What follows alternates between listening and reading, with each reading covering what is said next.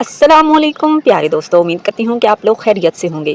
प्यारे दोस्तों, आज की वीडियो में हम बात करेंगे हुमैरा असगर अली केस के बारे में, जहाँ नई पेशरफ्त सामने आई हैं वो आपके साथ डिस्कस की जाएंगी और आपको बताई जाएंगी कि उनका केस जो है वो कहाँ तक पहुँचा है, पुलिस कितनी एक्टिव है, काम कर रही है या नहीं कर रही। इन तमाम बातों पर जो है वो हम इसको डिस्कस करेंगे। लेकिन आपको यहाँ भी बता दें कि हुमैरा असगर अली के जो फादर थे वो अब तक तो मीडिया के सामने नहीं आ रहे थे। आए भी तो उन्होंने मास्क लगाया हुआ था, तो अब जो हैं और उनकी जो मदर हैं उन्होंने भी जो है वो अपनी वॉइस रिकॉर्ड तो करवाई थी, बट वो सामने नहीं आई थी। तो अभी जो उन्होंने एक यूट्यूब चैनल पर जो है और अपना इंटरव्यू दिया है, जिसमें वो जो उनके फादर भी हैं और मदर भी हैं और वो सारी बात जो है वो कर रहे हैं। उन्होंने जो मौक़िफ़ इख्तियार किया है, सबसे पहले आपके साथ अगर वो डिस्कस करें तो मैं समझती हूँ ज़्यादा बेहतर है। उनका मौक़िफ़ ये है कि उनकी बेटी को कत्ल किया गया है, यानी कि जिस तरीके से उनकी बॉडी 10 महीने तक उधर पड़ी रही, औंधे मुँह वो पड़ी हुई थी। तो जो एक विंडो है वो भी ओपन थी, दरवाजे भी अंदर से खुले हुए थे, बाहर से बंद था। तो यानी कोई आया, मार के दरवाज़ा बंद करके चला गया। उन्होंने ये मौक़िफ़ इख्तियार किया। ठीक है, 2 मिनट के लिए हम उनकी बात मान लेते हैं। अब उनसे क्वेश्चन ये वाला किया जाए कि 10 माह के दौरान 2 से 3 ईदें भी आईं। आप माँ बाप हैं, आप माँ बाप कहलाने के लायक हैं। कितनी भी नाराज़गी हो जाए औलाद से, माँ बाप अपनी बच्चों की खबर ज़रूर लेते हैं। औलाद नहीं लेती, मैं मानती हूँ इस चीज़ की। औलाद सख्त दिल हो जाती है, ख़ासकर माँ बाप जब बुढ़ापे में आते हैं। लेकिन माँ बाप कैसे इतने सख्त दिल हो गए? मेरे रब ने तो माँ के कदमों में जन्नत को रखा, मेरे रब ने बाप को जन्नत का दरवाज़ा बनाया, फिर वो कैसे भूल गए? अपनी बेटी को 10 माह तक उन्होंने खबर ही नहीं ली। और अब वो यहाँ मीडिया के सामने, कभी उसका भाई शेर बनकर दौड़ रहा होता है, जिसके चेहरे पर ज़रा भी मलाल नहीं था, ज़रा भी आंखों में आंसू नहीं थे, शर्म नहीं थी। अब मुझे तो बहुत दुख हुआ कि ये माँ बाप वो वाहिद माँ बाप हैं जिन्होंने 10 महीने तक अपनी बेटी की खबर नहीं ली, ये नहीं पता क्या कि उनकी बेटी ज़िंदा भी है या नहीं। अब 4 तरीके से इस केस को जो है वो सॉल्व किया जा रहा है, देखा जा रहा है। सबसे पहले नंबर पर जो अभी तक वैसे FIR दर्ज नहीं हुई, न माँ बाप ने FIR दर्ज करवाई है, ना कोई भाई सामने आया है, FIR दर्ज भी नहीं हुई। उसके बावजूद तहकीकात जारी हैं, क्योंकि अब पूरी दुनिया सवाल कर रही है, पाकिस्तानी सवाल कर रहे हैं, बाहर के बैठे लोग सवाल कर रहे हैं, इंडिया में, सऊदी अरब में, सब तरफ ये बात फैल चुकी है। अब इस पर मुकम्मल इन्वेस्टिगेशन ना हुई तो पाकिस्तान के अदारों पर तो सवालिया निशान उठ जाएगा।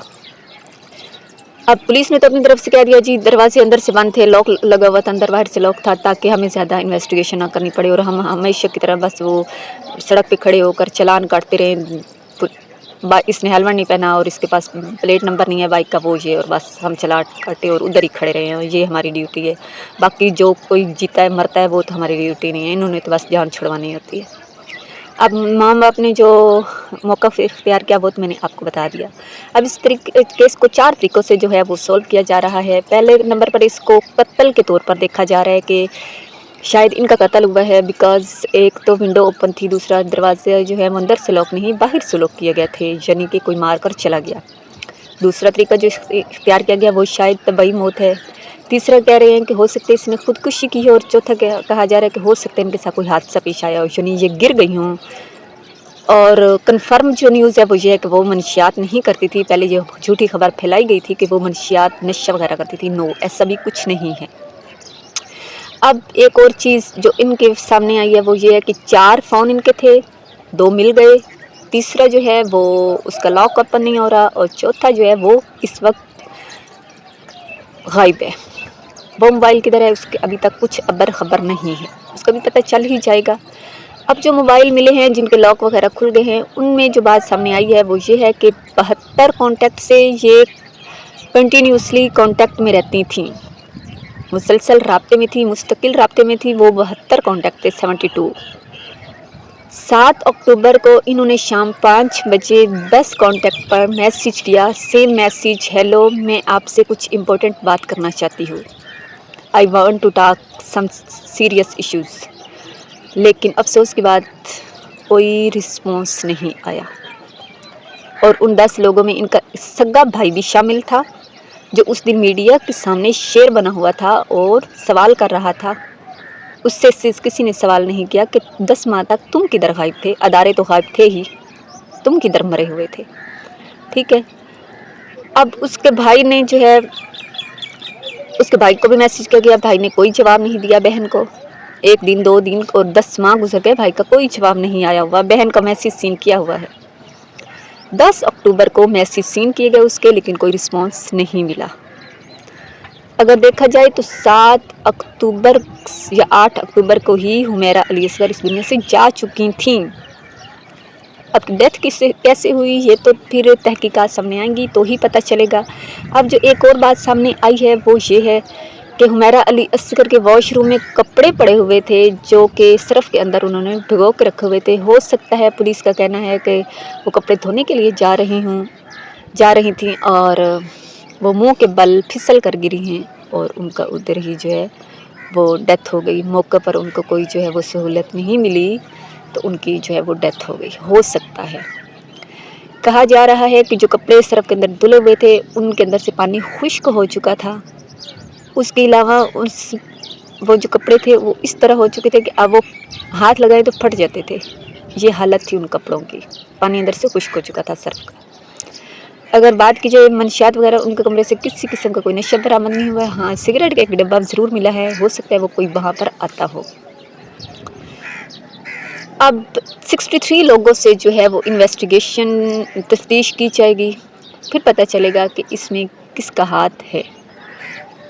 اور رہی بات فلیٹ کا جو ہے تھا آنر، تو وہ اس پر کوشچن بہت بڑا سوالیہ نشان یہ اٹھ رہا ہے اس پر کہ اس نے جو ہے 2019 سے اگر وہ اس کو تنگ کر رہی تھی، اس کی جگہ نہیں چھوڑ رہی تھی، تو اس نے تب کیوں نہیں عدالت کا دروازہ کھٹکھٹایا، تب کیوں نہیں وہ جو ہے اس نے اپنے حق میں آواز اٹھائی۔ ٹھیک ہے، مان لیتے ہیں یہاں پر حمیرہ اصغر کی تھوڑی سی مسٹیک تھی کیونکہ آنر وہ تھا اپنی جگہ کا اور یہ ایک قسم کا قبضہ بن رہا تھا، ہم اس حق میں نہیں ہیں، لیکن وہ اب تک خاموش کیسے رہا، کس لیے رہا؟ کیا اس کا کوئی اس کے ساتھ ریلیشن رہا اور وہ پھر ٹوٹا اور پھر اس کو مار دیا؟